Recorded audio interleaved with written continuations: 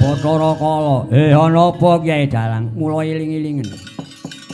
Yen ana dalang mayang ana ing desane mbuh desa ngendi yen ana wong babaran kuwi syaraté kudu diwenehke karo dalang.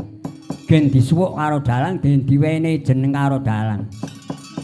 Kuwi wis klebesi padha karo sing ngelangi mala Sukertani. Oh ngono Kyai Dalang. Iya iki kula bae iki wadon tak jenengake Nyiruwati ki dadi bagianku. Oh iya.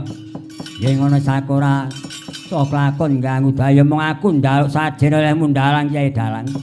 Arep nyuwun apa? Ya aku arep njaluk debok iki sesuk es bubar paripurna tak jaluk tak nggo lumpana segara kidul. Ya yen wis paripurna jaluken.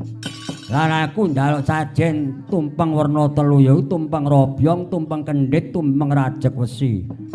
Tumpeng robyong tegese tumpeng sing diwene jangan karo ndok kuwi tak jaluk. Lan tumpeng kendhit tumpeng sing ditutuli langes karo injet kuwi ya tak jaluk.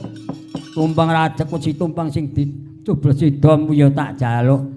Ya yen ana jupuk yen ra ana kuwi sing gedhe pangapuram ya Kyai Dalang.